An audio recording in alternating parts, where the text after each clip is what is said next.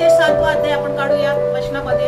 आज जे काही वचन प्रभू आपल्याला दाखवेल ते वचन घेणार आहोत. मत्ते शुभवर्तमान 7वा अध्याय. मत्ते शुभवर्तमान 7वा अध्याय.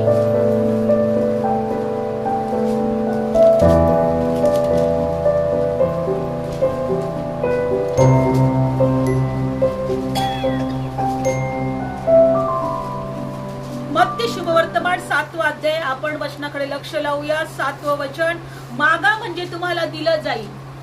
Praise Lord. मत्ते शुभवर्तमान 7वा अध्याय. देव काय म्हणतोय? मागा म्हणजे तुम्हाला दिले जाईल. हे देवाचं वचन आहे.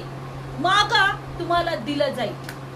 जर देवाने सांगितलेलं आहे तर तुम्ही मागितल्यानंतर मी तुम्हाला देणारच, तर तो देईलच. Praise Lord. लक्षपूर्वक ऐका. असं समजू नका की माझी प्रार्थना खूप मोठा सेवक जेव्हा करेल तरच देव ऐकेल. नाही, देव लहानातल्या लहान लेकरांची सुद्धा प्रार्थना ऐकतो. विश्वासाने तुम्ही जे काही मागाल देव तुम्हाला देणारच आहे. म्हणून आज आम्ही या ठिकाणी एकत्र येतो. माझा पहिला उद्देश हा आहे की आपण एकमेकांसाठी प्रार्थना केला पाहिजे. आपण सगळ्यांसाठी एकमेकांसाठी काय केलं पाहिजे. आज जगामध्ये कितीतरी लोक त्रासात आहेत, दुःखात आहेत, निराशात आहेत, आजारात आहेत. आज सर्वात महत्वाचं म्हणजे आज कितीतरी लोक नाशाकडे जात आहेत. आज कितीतरी लोकांना सैतानाने बंधनात ठेवलेलं आहे, अंधारात ठेवलेलं आहे, अज्ञानात ठेवलेलं आहे. पण जेव्हा आपण प्रार्थना करू, आज अशा लोक त्या अंधारातून मोकळे होतील, अंधारातून त्यांची सुटका होईल आणि ते देवाच्या राज्यात म्हणजे प्रकाशात येतील. Praise Lord. येशू काय म्हटलं की मी जगाचा प्रकाश आहे आणि जो कोणी माझ्यावर विश्वास ठेवतो, जो कोणी मला अनुसरतो, तो अंधारात चालणारच नाही. म्हणजे आज लोक अंधारात आहेत. आज आमच्या जीवनामध्ये चिन्ह चमत्कार होणं किंवा आमच्या प्रार्थनेचं उत्तर मिळणं ही खूप मोठी गोष्ट नाहीये. पण मनुष्याचं तारण होणं, मनुष्याला एक उद्धारक, त्याचा तारणारा समजणं, मुक्तीदाता समजणं ही खूप मोठी गोष्ट आहे. आज जर तुम्ही इतर लोकांसाठी जर प्रार्थना कराल तर प्रभू यांचं तारण हो दे. आज ह्या लोक नाशात आहेत, अंधारात आहेत, सैतानाच्या बंधनात आहेत. ह्या लोकांना सार्वकालिकाचं जीवन मिळू दे. तेव्हा आपण जेव्हा प्रार्थना करतो, ह्या प्रार्थना विशेष कार्य करतील. Praise Lord. बघा, आपण पण एक दिवस अंधारात होतो, आपण पण एक दिवस बंधनात होतो. आपल्याला पण खरा जिवंत देव माहित नव्हता. आपल्याला पण सार्वकालिक जीवन माहित नव्हतं. आपल्याला पण स्वर्ग काय, नरक काय याविषयी ज्ञान नव्हता. तुम्हाला माहितीये, आमच्यासाठी कोणीतरी प्रार्थना केलेल्या आहे. तुमच्या आणि माझ्यासाठी कोणीतरी प्रार्थना केलेल्या आहे. जेव्हा आपण प्रार्थना करतो, प्रभू नगर जिल्ह्याचं तारण कर, प्रभू नगर जिल्ह्याची लोक तुझ्या राज्यात येऊ दे, प्रभू नगर जिल्ह्यामध्ये कुणाचा नाश होऊ देऊ नको, तेव्हा तुमचं आणि माझं तारण होतं. आज हे ओझं आम्हाला वाहिलं पाहिजे.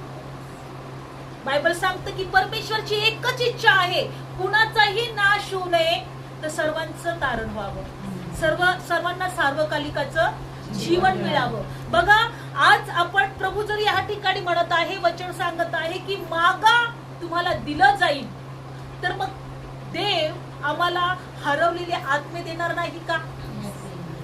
जे लोकांचा नाश होत आहे ते लोक देवाच्या राज्यात तो घेणार नाही का? Praise Lord. म्हणून आपल्याला काय पहिलं पाहिजे, मागितलं पाहिजे की प्रभू आज आम्ही या ठिकाणी एकत्र येऊन लोकांच्या तारणासाठी प्रार्थना केली पाहिजे, लोकांचं ओझं वाहिलं पाहिजे. परमेश्वराने आपल्या प्रिय पुत्राला जगामध्ये पाठवून सर्व काही दिलंय. आम्हाला आरोग्य दिलंय, आम्हाला जीवन दिलंय, आम्हाला सर्व आशीर्वाद दिले. बायबल सांगतं की त्याने आमचे श्राप स्वतःवर घेतले म्हणून आम्ही आशीर्वादित झालो. त्याने आमच्या जखमा स्वतःवर घेतल्या म्हणून आम्हाला आरोग्य मिळालं. त्याने आमचं मरण स्वतःवर घेतलं म्हणून आम्हाला जीवन दिलं.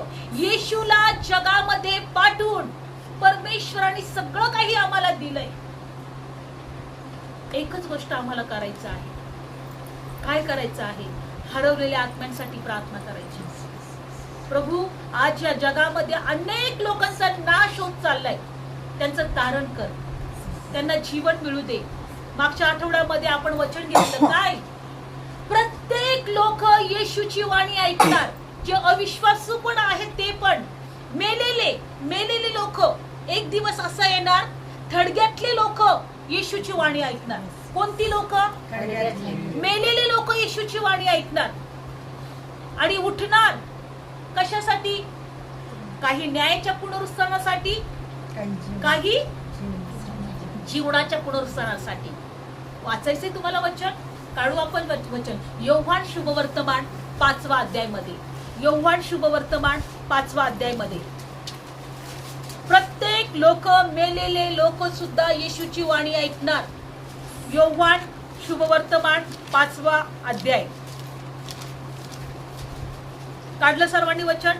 योहान शुभवर्तमान 5वा अध्याय मध्ये काय दिलेलं आहे वाचूया आपण. आणि 25 वचन. तुम्हाला खचित सांगतो. येशू काय म्हणत आहे? लक्षपूर्वक ऐका. तुम्हाला खचित सांगतो, अशी वेळ येत आहे, आता आली आहे की जे मेलेले ते देवाच्या पुत्राची वाणी ऐकतील आणि जे ऐकतील ते जिवंत होतील. म्हणजे आपण जिवंत झालो बरं का. आता आपण आता काय झालोय? आत्म्यात आपण मेलेले होतो. का मेलेले होतो? कारण आमच्यामध्ये मरण होतं. आमच्यामध्ये काय होतं? बायबल सांगतं, जो कोणी पाप करतो पापाचं वेतन काय आहे? मरण. आदामाच्या द्वारे मरण आलं आणि तेव्हापासून आमच्यामध्ये आम्ही शारीरिकरित्याने जिवंत होतो, पण आत्मिकरित्याने आम्ही मेलेलो असंच आईच्या उदरातून बाहेर आलो. पण बायबल मध्ये दिलेलं आहे की येशूच्या द्वारे आम्हाला जिवंत केलं गेलं. बायबल सांगतं की खचित सांगतो, अशी वेळ येत आहे, देवाची पुत्राची वाणी ऐकतील आणि ऐकतील ते जिवंत होतील. कारण जसे बापाला आपल्यामध्ये जीवन आहे तसे पुत्रालाही आपल्यामध्ये जीवन असावे असे त्याने दिले आहे. जो मनुष्याचा पुत्र आहे, तो मनुष्याचा पुत्र आहे, म्हणून त्याने त्याला न्याय ठरवण्याचा अधिकार दिला आहे. याविषयी आश्चर्य करू नका. अशी वेळ येत आहे की जे थडग्यांमध्ये आहेत ते त्याची वाणी ऐकतील. कोण ऐकणार त्याची वाणी? म्हणजे जे मेलेले लोक देवाच्या पुत्राची वाणी ऐकतील. अविश्वासू असू द्या का विश्वासू असू द्या. कशासाठी? बघा, ज्यांनी चांगली कामे केली आहेत ते जीवनाच्या पुनरुत्थानासाठी, ज्यांनी वाईट कामे केली आहेत ते न्यायाच्या पुनरुत्थानासाठी बाहेर निघून येतील. Praise Lord. बघा, येशूवर विश्वास ठेवल्यानंतर कोणीही न्यायामध्ये येणार नाही. कारण याच वचनात असं दिलं आहे, 24 वचन, मी तुम्हाला खचित सांगतो, जो माझे वचन ऐकतो आणि ज्याने मला पाठवले त्याच्यावर विश्वास ठेवतो त्याला सर्व कालचे जीवन आहे. Praise Lord. जो माझ्यावर विश्वास ठेवतो आणि ज्याने मला पाठवले त्याच्यावर विश्वास ठेवतो त्याला सर्व कालचे जीवन आहे. म्हणा, मला सर्व कालचे जीवन आहे. आणि पुढे काय दिलंय? ज्याने मला पाठवले त्याच्यावर विश्वास ठेवतो. आणि पुढं, परंतु तो मरणातून जीवनात पार गेला आहे, तो न्यायात येणार नाही. आणि तो न्यायात येणार नाही, तो न्यायात येणार नाही. तो मरणातून जीवनात पार, तो मरणातून जीवनात पार. आपण मरणातून जीवनात गेलेलो आहोत. म्हणून बायबल मध्ये दिलेलं आहे की थडग्यातली लोक त्याची वाणी ऐकतील. ज्यांनी चांगली कामे केली आहेत ते न्यायाच्या कशासाठी? जीवनाच्या पुनरुत्थानासाठी. ज्यांनी वाईट कामे केलेली आहेत ते न्यायाच्या पुनरुत्थानासाठी. म्हणजे येशू जेव्हा पृथ्वीवर पुन्हा येईल ते मेलेल्यांना हाक मारेल, उठा, बाहेर या.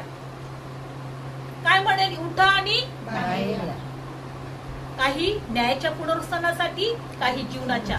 ज्याने चांगली कामं केलेत जीवनाच्या पुनरुत्थानासाठी.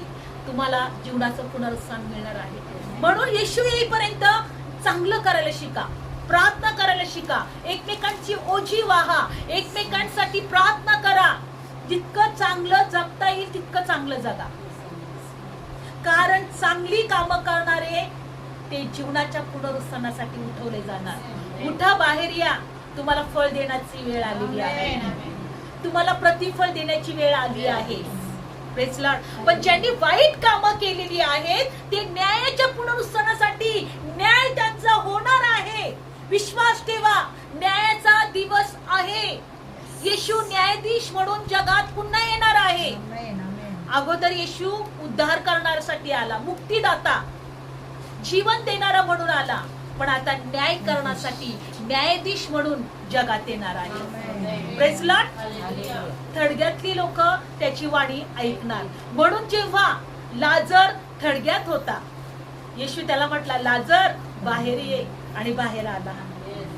Praise Lord. येशू जेव्हा लाजरसला आवाज देतो तेव्हा तो थडग्यातून बाहेर आला. येशूने हे दाखवून दिलं, थडग्यातले लोक त्याची वाणी ऐकतील आणि ते जिवंत होतील. येशूने हे दाखवून दिलं. बायबलमध्ये दिले, नाईन गावामध्ये एक विधवेचा मुलगा तिरडीवरून चालला होता. कुठून चालला होता? तिरडीवरती. विधवा स्त्री होती, तिला एकुलता एक मुलगा होता, आणि त्या तिरडीवर असलेल्या मुलाला येशूने आवाज दिला आणि तो उठला. येशूने हे का दाखवलं? कारण थडग्यातले लोक, मेलेले लोक येशूची वाणी ऐकतील, येशूची वाणी ऐकतील. म्हणून जेव्हा तुम्ही आणि आम्ही प्रार्थना करू तेव्हा हे लोक प्रकाशात येतील. जेव्हा ते पुनरुत्थानामध्ये उठतील तेव्हा त्यांना जीवनाचं पुनरुत्थान मिळेल. तुमच्या प्रार्थना आणि आमच्या प्रार्थनेच्या द्वारे ते न्यायाच्या पुनरुत्थानात नाही येतील, ते जीवनाच्या पुनरुत्थानात उठले जातील. ह्या प्रार्थना आहेत आमच्या, ह्या शक्तिशाली, सामर्थ्यशाली, लोकांना जीवन देणाऱ्या प्रार्थना असू द्या. कारण येशू म्हणेल की मी तुम्हाला कळालो होतो ना, मग तुम्ही का प्रार्थना केली नाही? जे लोक नाश पावत चालले आहेत त्यांच्यासाठी का प्रार्थना केली नाही? तुमच्या प्रार्थना, माझ्या प्रार्थना लोकांना पुनरुत्थान झाल्यानंतर त्यांना जीवन मिळेल. आता असं समजू नका अरे हे अजून विश्वास ठेवत नाहीये, असं समजू नका अरे अजूनही माझ्या प्रार्थनेचं उत्तर मिळालेलं नाहीये. पण तुमच्या प्रार्थनेची आठवण केली जाईल. मागा तुम्हाला मिळेल, मागा तुम्हाला मिळेल. विश्वास ठेवा, तो देव तुमच्या प्रार्थना ऐकणार, तो देव आमची प्रार्थना ऐकाल, तो देव पुनरुत्थानाच्या वेळेस आमची आठवण करणार. लक्षपूर्वक ऐका, आम्हाला फळ मिळणार, आम्हाला फळ मिळणार. तुम्हाला सांगते, एकदा मी झोपेमध्ये असेच प्रार्थनेमध्ये होते आणि प्रार्थनेत असताना ज्या वेळेस मी येशूला म्हटलं, प्रभू मला तुझी वाणी ऐकायची, मला तुझी वाणी ऐकायची. आणि प्रभूने एक वचन मला दिलं, एशियाचं पुस्तक 4था अध्याय, एशियाचं पुस्तक 4था अध्याय आपण काढूया. त्या वचनाद्वारे प्रभू येशू काय म्हटला, एशियाचं पुस्तक 4था अध्याय काढूया आपण. आज ऊन आहे ना, उन्हामध्ये प्रभू आमच्यासाठी सावली आहे. Praise Lord. एशियाचं पुस्तक 4था अध्याय हे वचन आज मला तुमच्या बरोबर शेअर करायचं आहे. एशियाचं पुस्तक 4था अध्याय. स्पष्ट मी देवाची वाणी ऐकली, उठ आणि एशियाचं पुस्तक 4था अध्याय वाच. Praise lord. एशिया 4था अध्याय वाच, हे देवाचं वचन सांगत होतं. एशिया काढूया पुस्तक. या वचनात प्रभू आम्हाला काय बोलत आहे, आज हे वचन तुमच्यासाठी सुद्धा आहे. 4था अध्याय काढूया आपण वचन. एशिया 4था अध्याय. त्या दिवशी, पहिलं वचन, इस्रायलातल्या निभवल्यांकरता देवाचा कोंब सुंदर आणि तेजस्वी होईल, पृथ्वीचे फळ उत्तम सुशोभित होईल. Praise Lord. पृथ्वीचं फळ उत्तम आणि सुशोभित होईल. तुम्ही आम्ही पृथ्वीचे फळ आहोत, कारण देवाचा कोंब सुंदर आणि तेजस्वी होईल, तो आहे प्रभू येशू. येशू कोण आहे? देवाचा कोंब आहे. बघा, एक सुक्या भूमीमधून उगवलेला कोंब बायबलमध्ये दिले, तो तेजस्वी होईल. कसं होईल? तो सुंदर आणि तेजस्वी होईल आणि पृथ्वीचे फळ उत्तम आणि सुशोभित होईल. पुढे बघा, असे होईल की सियोनात जो राहिलेला, यरूशलेमेत जो उरलेला प्रत्येक यरूशलेमेतल्या जीवितांमध्ये लिहिलेला आहे तो पवित्र म्हटला जाईल. Praise the Lord. जो कोणी यरूशलेमेत राहिलेला उरलेला आहे तो पवित्र म्हटला जाईल. तो काय म्हटला जाईल? आज तुम्ही आणि आम्ही जीवनाच्या पुनरुत्थानामध्ये का उठवले जाणार? कारण तुम्ही आणि मी पवित्र म्हटला जाणार आहे. कोण म्हटले जाणार आहे? प्रभू येशू ख्रिस्ताच्या द्वारे. कोणाच्या द्वारे? येशूच्या द्वारे. म्हणून बायबल मध्ये दिलेलं आहे पुढच्या वचनात 4, जेव्हा प्रभू सियोनाच्या कन्याचं मळ धुवून टाकील. काय धुवून टाकील? तुमचा आमचा मळ प्रभू धुवून टाकणार आहे. तुम्ही का पवित्र म्हटले जाल? कारण तुमचा आणि माझा, आमचा प्रत्येकाचा मळ, अशुद्धता धुतली जाणार आहे. रोज तुम्ही स्वतःला असं म्हणा की मी पवित्र आहे. मी कोण आहे? मी पवित्र आहे. माझा मळ धुतलेला आहे. पवित्रता या शिवाय आमची मोठी श्रीमंती कोणतीच नाही. आमचं मोठं धन कोणतंच नाही. Praise the Lord. म्हणून देवाचं वचन सांगतं की येशू म्हटला मी सियोनाचे कन्याचं मळ काय करेल? धुवून टाकेल आणि न्यायाच्या आत्म्याकडून, दैन्याच्या आत्म्याकडून मी यरूशलेमेचं रक्त तिच्यामधून धुवून काढीन. तेव्हा असे होईल. काय होईल?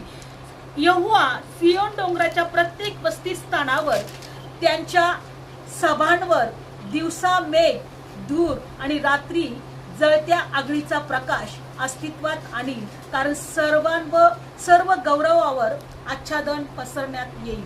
सर्व गौरवावर आच्छादन पसरण्यात येईल. पण सर्वात महत्वाचं वचन हे आहे, दिवसा उन्हापासून रक्षण व्हावे म्हणून छायेसाठी आणि वादळ पाऊस यापासून निवारा, आश्रय यासाठी तो मंडप होईल. Praise the Lord. येशू आमचा मंडप होणार आहे.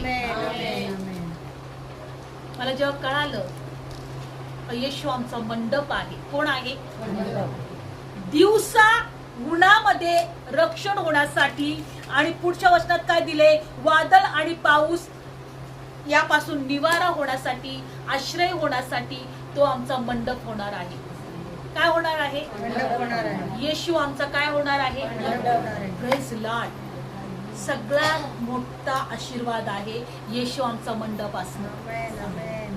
दिवसा उन्हामध्ये आम्हाला सावली मिळण्यासाठी, काय मिळण्यासाठी? सावली मिळण्यासाठी. आज कित्येक लोक उन्हामुळे त्रासलेले आहेत. उन्हामुळे काही लोक मरत सुद्धा आहेत. सतत बातम्या येत आहे की काय का तुम्ही घराबाहेर पडू नका. उन्हामुळे लोक मरत आहेत, उष्माघात होत आहे. पण तो देव आमची सावली आहे. तो देव आमचा मंडप आहे. Praise the Lord. सियोनात राहणारा प्रत्येक जण पवित्र म्हटला जाईल.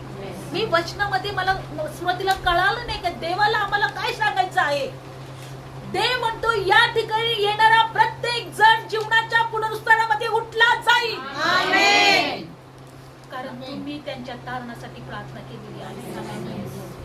सियोनात राहिलेला प्रत्येक जण पवित्र म्हटला जाईल. ते उन्हापासून त्यांची मी सावली होईल, त्यांचा मी आश्रय होईल, मी त्यांचा मंडप होईल. मी सियोनात मध्ये राहणाऱ्या कन्यांचा मळ धुवून टाकेन. Praise the Lord. आणि सियोन कोण आहे? यरूशलेम कोण आहे? देवाची नगरी. आणि त्या नगरातले लोक आपण आहोत. Praise the Lord. त्या नगरातले लोक आपण आहोत. देवाचं वचन सांगतं देवाने एकच पृथ्वी निर्माण केली, एकच सूर्य त्याच्यावर निर्माण केलं, एकच चंद्र त्याच्यावर निर्माण केला. आहे का भारत देशावर वेगळा सूर्य आहे का? अमेरिकेमध्ये वेगळा सूर्य उगवतोय का? तो देव एकच आहे. तो देव एकच आहे. म्हणून बायबल मध्ये दिलेलं आहे की मनुष्याला त्याने निर्माण केलं, प्रत्येक राष्ट्रांमध्ये त्याने ठेवलं. काय केलं? प्रत्येक राष्ट्रांमध्ये ठेवलेलं आहे. यासाठी की त्यांचे समय, त्यांच्या सगळ्या वेळा त्यांनी सर्व काही अगोदरच ठरवलं. यासाठी की चाचपत कसे का होईना त्यांनी देवाला मिळवावं, देवाला शोधावं, देवाला त्यांनी काय करावं? प्राप्त करावं. असं दिलेलं आहे. कुठं लिहिलंय माहितीये? प्रेषितांचं कृत्यामध्ये. काढूया आपण वचन की परमेश्वराने प्रत्येक राष्ट्र निर्माण केलेले आहे. काढूया आपण वचन प्रेषितांचं पुस्तक, यामध्ये पाहूया आपण वचन. यामध्ये दिलेलं आहे की परमेश्वराने प्रत्येक राष्ट्र काय केलेले आहेत? निर्माण केलेले आहेत आणि प्रत्येकाला आपापल्या राष्ट्रामध्ये ठेवलेलं आहे. आज आपण जर भारत देशामध्ये आहोत, प्रेषितांचं कृत्य 17वा अध्यायामध्ये काढूया आपण वचन. लक्षपूर्वक ऐका. परमेश्वर आमचा मंडप आहे, परमेश्वर आमचा आश्रय आहे. आज म्हणून तुम्ही जी काही प्रार्थना कराल देवाकडे, ती देव त्याची प्रार्थना ऐकते. देव आमच्या प्रार्थनेचं उत्तर देणार. Praise Lord. म्हणून नेहमी विश्वास ठेवायचा, एक परमेश्वर आहे, तो माझे अश्रू पुसेल, तो माझा आजार बरा करेल, तो माझ्या लेकरांच्या जीवनात कार्य करेल, तो माझी हरेक परिस्थिती बदलेल. Praise Lord. विश्वास ठेवूया. प्रेषितांचं कृत्य 17वा अध्यायामध्ये आणि आपण 26 पासून वाचूया. त्याने एकापासूनच लक्षपूर्वक ऐका, त्याने एकापासूनच मनुष्याची सर्व राष्ट्र पृथ्वीच्या साऱ्या पाठीवर राहण्यासाठी केली. किती लोकांपासून? मनुष्यांची सर्व राष्ट्र पृथ्वीच्या साऱ्या पाठीवर राहण्यासाठी केली. एका मनुष्यापासून सर्व राष्ट्र निर्माण झाले आणि पृथ्वीच्या साऱ्या पाठीवर ते राहत आहेत. पुढे बघा.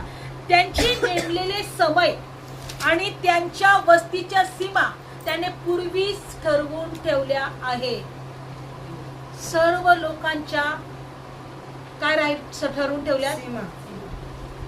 त्यांचे सर्व समय काय लिहिलेले आहे? समय. त्यांचे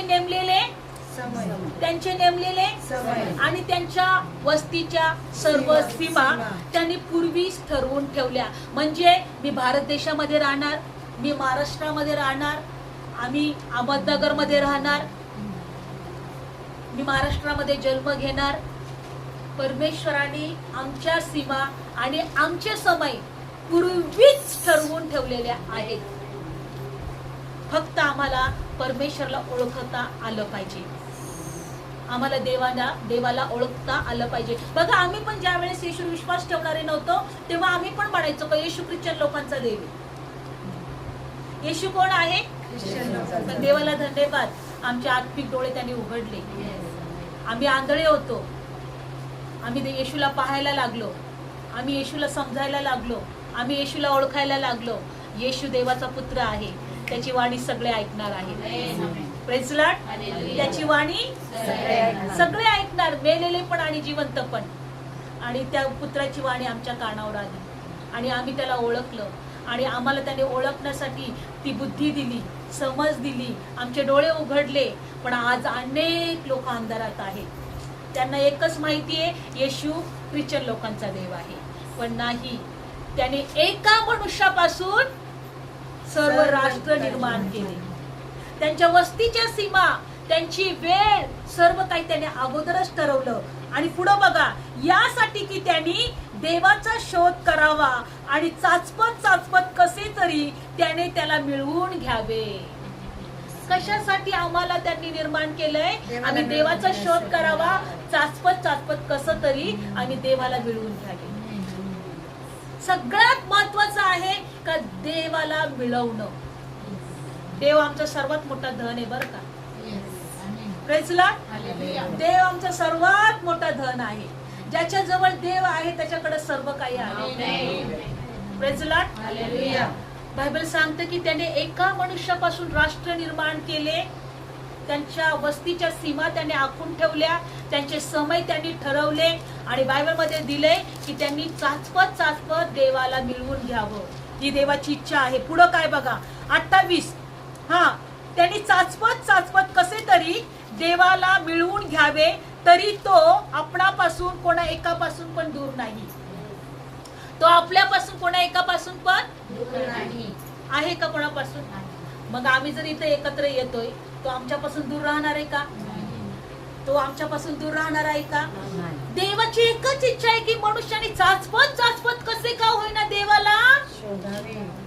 तो आम्हा कोणा एकापासूनही दूर नाही. तो आम्हा कोणा एकापासूनही आज पण तो इथे आहे. तर तो आमच्यापासून दूर नाही. पुढे बघा काय सांगते वचन 28. आपण त्याच्यामध्ये जगतोय, वागतोय आहोत, तसे तुमच्यातील कित्येक कवींनी म्हटले आहे आपण त्याचे वंशज आहोत. कोणाचे वंशज आहोत? म्हणा देवाचे. आपण कोणाचे वंशज आहोत? आदामाला घडवलं आणि आदामाच्या नाकपुड्यांमध्ये त्यांनी श्वास टाकला. आमच्या मधला श्वास कोणाचा आहे? आमच्या मधला श्वास कोणाचा आहे? देवाचा आहे. आणि त्याची इच्छा असेल तेव्हा तो काढून घेतो बरं का. तो म्हणतोय आता माझ्या लेकरांना या परत माझ्याकडे, असं दिले स्तोत्रसहितामध्ये. स्तोत्रसहिता मानवांची तो धूळ करतो आणि परत म्हणतो या माझ्याकडे. तोच आमच्यामध्ये श्वास घातलेला आहे. म्हणून बायबल सांगतात चाचपत चाचपत आम्ही कसे तरी देवाला मिळवून घेतलं पाहिजे. आम्ही त्याचे वंशज आहोत. तो आमचा निर्माण करता आहे. पुढे वचन काय सांगतं अजून पाहूया. 29 वचन. तर आपण देवाचे वंश आहोत म्हणून मनुष्याच्या चातुर्याने युक्तीने कोरलेले सोने, रुपे, पाषाण यासारखा देवपणा आहे असे आपण समजू नये. आज लोकांनी तेच केलेलं आहे. जे काही सोने आहे, मूर्ती आहे, रुपये आहे, दगड आहे, त्याला आपण काय केलंय? देव. दर बाबा इथे बस, इथे बस आणि इथं काय करतो? इथे बस, इथेच राहा. इथं तुला आकार दिलेला आहे, तुला घडवलेला आहे, तयार केला. आता मी तुझी पूजा करतो आणि आता मी तुला काय करतो? रात्रंदिवस तुझी भक्ती करतो.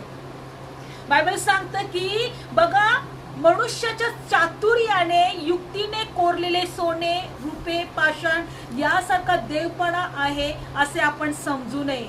30. अज्ञानाच्या काळाकडे देवाने कानाडोळा केला, परंतु आता तो सर्व मनुष्यास आज्ञा करतो की सर्व ठिकाणी पश्चाताप करावा, कारण त्याने असा एक दिवस नेमलेला आहे की त्यात तो आपण नेमलेल्या मनुष्याकडून न्यायीपणाने जगाचा न्याय करणार आहे. याविषयी त्याने मेलेल्यातून उठून सर्वांना प्रमाण पटवलेला आहे. एक दिवस जगाचा तो न्याय करणार आहे. परत न्यायावर आलो आपण, आलो की नाही? थडग्यातली लोक त्याची वाणी आपल्या नेमलेल्या मनुष्याकडून तो जगाचा न्याय करणार आहे. नेहमी लक्षात ठेवा, देव आमचा न्याय, आमच्या प्रत्येक लोकांचा न्याय करणार. म्हणून बायबल सांगते की बघा परत ते वचन वाचते, त्याने असा एक दिवस नेमला आहे. देवाने असा एक दिवस नेमलेला आहे आणि तो आपण नेमलेल्या आपल्या नेमलेल्या मनुष्याकडून न्यायीपणाने जगाचा न्याय करणार आहे. तो जगाचा काय करणार आहे? न्याय करणार. आणि त्याला मेलेल्यातून उठवून सर्वांना त्याने प्रमाण पटवले. जसा येशू मेलेल्यातून उठला तसे प्रत्येक लोक उठवले जाणार आहे. Praise Lord. येशू जसा मेलेल्यातून उठला तसे प्रत्येक लोक उठवले जाणार आणि ते प्रमाण परमेश्वराने त्याला उठवून पटवून दिलेला आहे का तुम्ही पण उठवले जाणार. एक नेमलेला समय आहे, जगाचा न्याय तो करणार आहे. म्हणून तुम्ही कधीही असा विश्वास ठेवू नका का देवा अजूनही माझ्या जीवनात या गोष्टी का घडत आहे, ही परिस्थिती माझ्या जीवनात का आहे. नेहमी लक्षात ठेवा, आम्ही जीवनाच्या पुनरुत्थानासाठी उठले जाणार आहोत. Praise Lord. काही लोक न्यायाच्या पुनरुत्थानासाठी उठले जाणार. थडग्यातले लोक त्याची वाणी. येशू जेव्हा जगामध्ये येणार, येशू म्हटले चला उठा बाहेर या, आणि लोक उठून बाहेर येणार, कारण तो जीवन आहे. त्याची वाणी प्रत्येक लोक ऐकणार आहे. थडग्यातले लोक सुद्धा त्याची वाणी. एजबेकेल मध्ये तुम्हाला माहितीये सर्व हाडं होते, मोठं सैन्य त्या ठिकाणी पडलेला होता, मेलेले होते, फक्त हाडच दिसत होते. देवाचं वचन एजबेकेलकडे आलं, यांना शब्द बोल, यांना हाक मार. एजबेकेल म्हटलं सगळे हाडच तर पडले, मी कुणाला हाक मारू? म्हणजे या शब्दांना हाक मार, या हाडांना हाक मार. आणि बायबल सांगतो संपूर्ण सैन्य उभा राहिला. Praise Lord. हाडांना हाक मारली आणि मोठं सैन्य उभं राहिलं. तसं डोळ्यासमोर आणा का एक दिवस असा समय येणार आहे की संपूर्ण लोक मेलेल्यातून उठले जाणार आहे. पण मी जीवनाच्या पुनरुत्थानामध्ये असेल. का असेल? कारण मी येशूवर विश्वास ठेवलेला आहे. मी येशूवर विश्वास ठेवून मी देवाला शोधलेला आहे. त्या देवाने मला त्यासाठी निवडलेलं आहे आणि मी माझं सर्व वाद देवाच्या स्वाधीन करणार. माझ्या जीवनातले सगळे त्रास कुणाचे स्वाधीन करणार? आणि मी वाट पाहीन. आज माझ्या जीवनात त्रास असतील, आज माझ्या जीवनात निराशा असेल, आज माझ्या जीवनात दुःख असेल, पण माझं सर्व वाद कुणाचे स्वाधीन करेन? असं दिलंय योबाचं पुस्तक 5व्या अध्यायामध्ये. मी माझं सर्व वाद परमेश्वराच्या स्वाधीन करेन आणि मी वाट पाहीन. Praise Lord. काढूया योबाचं पुस्तक, काढूया आपण वचन. योबाचं पुस्तक 5व्या अध्यायामध्ये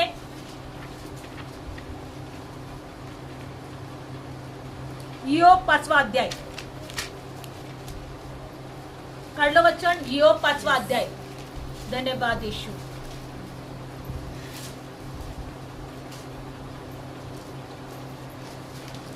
योब 5वा अध्याय आणि 8वं वचन वाचा पटकन. तथापि मी देवाला शोधीन आणि मी आपला वाद देवाच्या स्वाधीन करीन. मी देवाला शोधीन आणि माझं वाद देवाच्या स्वाधीन करीन. म्हणजे तुझ्या जीवनातले जेवढे त्रास आहे ते देवाच्या जवळ टाकून दे. Praise Lord. मी देवाला शोधीन आणि मी आपला वाद देवाच्या स्वाधीन करेन. तुमचे वाद देवाच्या स्वाधीन करायला शिका. तुमचे त्रास, तुमच्या जीवनातले सगळे अडीअडचणी, सर्व चिंता, सर्व निराशा देवाच्या स्वाधीन करा. त्याला शोधा आणि म्हणायचं, प्रभू माझे सर्व वाद तुझ्या स्वाधीन करते. जर आपल्या जीवनामध्ये काही त्रास कोणी शेजाऱ्यांनी दिला तर आपण कुठे जातो? कदाचित त्याच्यावर कंप्लेंट करतो आणि आपला वाद घेऊन कोणाकडे जातो? एखाद्या न्यायाधीशाकडे का कोर्टाकडे जातो की नाही? पण आपले वाद त्या एका न्यायाधीशाकडे सोडून द्या. सर्व त्याच्याकडे सोपवून द्या. सर्व त्याच्या पायाजवळ टाकून द्या. कारण तो अत्कर्म, मत्कर्म, असंख्य आश्चर्य कर्म करतो. तो काय काय करतो? अतर्क्य, महत्कर्म आणि असंख्य आश्चर्य कर्म करतो. तो पृथ्वीला पाऊस देतो, शेतांवर पाणी पाठवतो, तो दिनांना उंच स्थानी ठेवतो आणि शोक करणारे आणि काय उद्धारात उंचावले जातात. Praise Lord. शोक करणारे उद्धारात उंचावले जातात आणि तो धूर्तांचं कार्य मोडतो. त्याच्या हातांनी त्यांचे कार्य सिद्धीत जात नाही. तो शाण्यास त्यांच्या धूर्तपणामध्ये धरतो आणि कुटिलांची मसलत लवकर फिसकटते. दिवसा त्यांना काळक गाठतो, तसे रात्री तसे दुपारी ते चाचपतात. सगळ्यात महत्वाचं देव या ठिकाणी म्हणतोय की तुझं कार्य, तुझा वाद परमेश्वराच्या स्वाधीन कर. Praise Lord. नेहमी लक्षात ठेवा, न्यायाचा दिवस असणार आहे. थडग्यातली लोक, मेलेले लोक देवाची वाणी ऐकणार आहेत आणि म्हणून आम्हाला जीवनाचं पुनरुत्थान मिळालं पाहिजे. कोणतं पुनरुत्थान? जीवनाचं. कारण तिथं आम्ही नंतर आम्हाला चान्सच नाहीये. एकदा मेल्यानंतर आम्हाला हे जीवन आम्हाला यासाठीच आहे, चाचपत कसं तरी करून त्याला मिळवावं. काय करावं? Praise Lord. आम्हाला सगळ्यांना त्या देवाने निर्माण केलेलं आहे आणि आम्हाला एकच करायचं आहे की चाचपत कसं तरी देवाला शोधायचंय. नुसतं शोधायचं नाही, आपले वाद पण त्या देवाच्या स्वाधीन करा. आज या वचनातून एकच गोष्ट शिकलोय की तो आमचा मंडप आहे, तो आमची उन्हामध्ये सावली आहे, तो आमची छाया आहे, तो आमचा आश्रय आहे, तो आमचं शरणस्थान आहे आणि आम्ही केलेल्या प्रत्येक प्रार्थनेचं तो उत्तर देणारा आहे. म्हणून मागा, तुम्हाला दिलं जाईल. ठोका, तुमच्यासाठी उघडलं जाईल आणि शोधा, तुम्हाला सापडेल. आणि तो देव आम्हाला सापडलेला आहे. Praise Lord. डोळे बंद करूया. धन्यवाद येशू. तू आमचा मंडप आहे, तू आमचा आश्रय आहे, तू आमचा मळ धुतलेला आहे, तू आम्हाला पवित्र ठरवलेला आहे. म्हणा, तू आम्हाला पवित्र ठरवलेला आहे, तू आम्हाला शुद्ध केलेला आहे. धन्यवाद येशू. जसं आई आपल्या लेकरांची काळजी घेते, जसं आई आपला लेकरू जर घाणीमध्ये पडल्यानंतर त्याला शुद्ध करते, त्याला आंघोळ घालते, त्याला स्वच्छ करते. त्या परमेश्वराने आमचा मळ शुद्ध केलेला आहे, आम्हाला त्याने पवित्र केलेला आहे. त्या देवाने आम्हाला निवडलेला आहे जीवनाच्या पुनरुत्थानासाठी. तो देव आमच्या जवळ आहे. बायबल सांगतो तो कोणा एकापासूनही दूर नाही. आज ही वेळ आपण दिली प्रभूला आणि त्या वेळेसाठी प्रभूला धन्यवाद द्या. या वेळेचा प्रतिफळ तो आम्हाला द्यायला समर्थ आहे. धन्यवाद येशू. आपण प्रार्थना करूया. म्हणा, प्रभू येशू, आम्ही तुझ्यावर विश्वास ठेवतो. तू देवाचा पुत्र आहे. तू माझ्या अपराधांची क्षमा केली आहे. माझे सर्व पाप, माझे सर्व शिक्षा तू स्वतःवर घेतली. तू माझ्या अपराधांसाठी मरणाच्या हाती दिला गेला. मला नीतिमान ठरवण्यासाठी तिसऱ्या दिवशी तू जिवंत झाला. प्रभू येशू, तुझ्या मरणाच्या द्वारे मला जीवन मिळालं. तू आमचे श्राप स्वतःवर घेतले म्हणून मी आशीर्वादित आहे. तू आमच्या जखमा स्वतःवर घेतल्या म्हणून माझ्यामध्ये आरोग्य आहे. प्रभू येशू, माझ्या सर्व अपराधांची क्षमा कर. तुझ्या पवित्र रक्ताने मला शुद्ध कर. प्रभू येशू, मी तुझ्यावर विश्वास ठेवते. तू देवाचा पुत्र आहे. प्रभू येशू, मी तुला माझा वैयक्तिक तारणारा म्हणून स्वीकारते. प्रभू येशू, माझ्या जीवनात ये, माझ्या हृदयात ये, माझ्या घरात ये. मी तुझ्यावर विश्वास ठेवते. मी तुला माझा मुक्तीदाता म्हणून स्वीकारते. प्रभू येशू, मी तुला माझा तारणारा म्हणून स्वीकारते. आमेन. प्रार्थना करूया.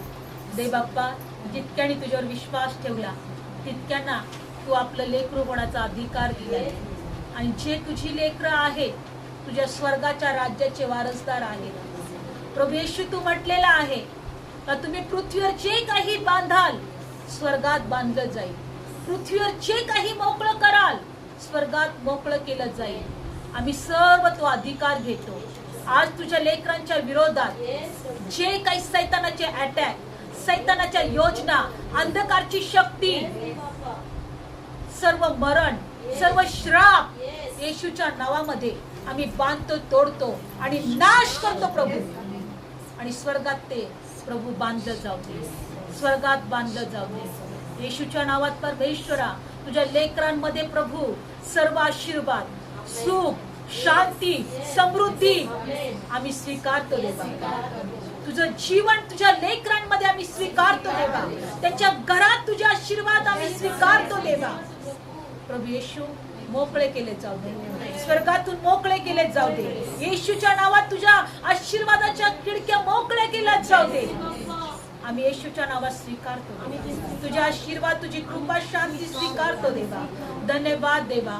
आज या वचनांद्वारे तू आमच्याशी बोलला देवा.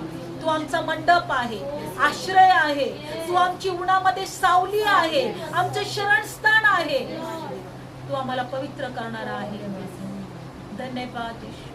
तुझे उपकार मानतो, तुझे उपकार मानतो प्रभू. इथं प्रत्येक तुझ्या लेकरांना आशीर्वाद दे, त्यांच्या नातेवाईकांना आशीर्वाद दे, त्यांच्या कुटुंबातल्या व्यक्तींना आशीर्वाद दे आणि तुझं गौरव होऊ दे. फक्त तुझं गौरव होऊ दे. येशूच्या नावामध्ये आम्ही ही प्रार्थना करतो. आमेन. धन्यवाद.